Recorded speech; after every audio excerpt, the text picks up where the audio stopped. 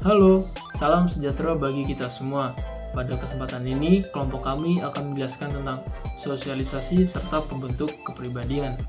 Sosialisasi merupakan proses penanaman nilai dan aturan dari satu generasi ke generasi selanjutnya.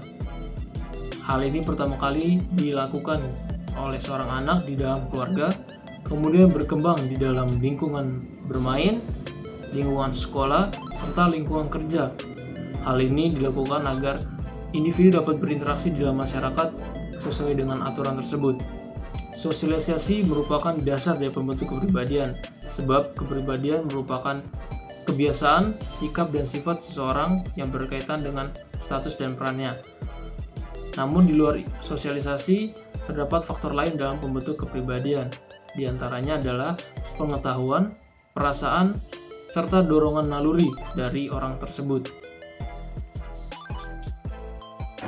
Media sosial itu penting untuk dipelajari karena era teknologi ini kita sering menggunakan media sosial, di mana kita berinteraksi dengan berbagai orang di seluruh dunia, sehingga kita bisa lebih berhati-hati. Perkembangan teknologi memberikan banyak perubahan dalam kehidupan masyarakat. Salah satunya dampak pada kebiasaan perilaku masyarakat. Ada media sosial tak hanya membawa dampak baik tetapi juga dampak buruknya bila tidak digunakan dengan tepat. Untuk itu, penting menggunakan media sosial dalam era globalisasi. Sekarang ini dengan demikian media sosial adalah media online atau metode interaksi sosial media.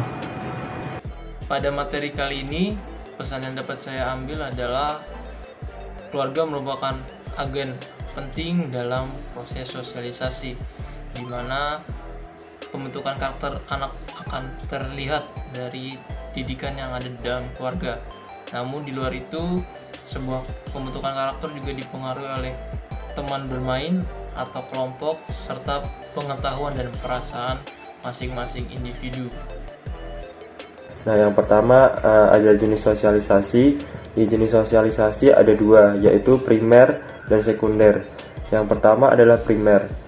Fase sosialisasi ini terjadi pada masa pertumbuhan dan kanak-kanak sekitar umur 0 sampai 4 tahun. Nah, di saat inilah anak-anak belajar bahasa dan pola perilaku dasar yang menjadi fondasi untuk kedepannya. Yang kedua ada sekunder. Pada fase ini terjadi pada masa anak-anak usia sekolah hingga mencapai dewasa. Interaksi sosial yang terjadi dalam fase ini akan membantu orang-orang untuk mempelajari nilai, norma, dan keyakinan yang dianut kelompoknya. Yang kedua ada tipe sosialisasi. Di tipe sosialisasi ini juga ada dua. Yang pertama adalah formal. Sosialisasi pada tipe ini terjadi melalui lembaga-lembaga yang berwenang menurut ketentuan-ketentuan yang berlaku dalam negara. Yang kedua ada non-formal. Sosialisasi tipe ini terdapat di masyarakat atau dalam pergaulan yang bersifat kekeluargaan. Pesan yang terdapat pada segmen kali ini adalah perlu diingat bahwa mengenalkan sosialisasi sejak dini sangat baik untuk tumbuh kembang anak.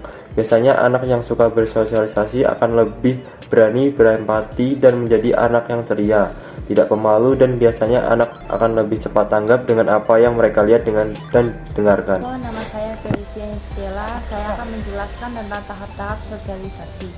Yang pertama itu adalah tujuan persiapan, yaitu suatu tahapan di mana seseorang anak yang meniru dengan sederhana. Yang kedua itu tahap meniru, di mana suatu tahapan seseorang mulai meniru dan bermain peran. Yang ketiga itu tahap sikap bertindak, suatu proses di mana seseorang individu tidak hanya menyampaikan idolanya, tetapi mulai meniru peran idolanya yang mengidentifikasikan. Yang keempat itu adalah tahap penerimaan, yaitu proses tidak sementara melalui meniru tetapi lebih pada penyesuaian diri. Terima kasih. Kemudian dengan kita mempelajari sosiologi mengenai kepribadian, kita bisa mengetahui apa saja atau faktor yang membentuk dan mempengaruhi kepribadian kita seperti faktor kelompok. Dengan demikian, kita bisa pintar-pintar dan berhati-hati dalam memilih lingkup pertemanan yang baik. Demikian video presentasi kami dari kelompok 5. Terima kasih Kak Eli dan Kak Vero atas bimbingannya selama 1 semester ini, dan juga mohon maaf bila mana ada kesalahan dari ucapan dan perilaku kami.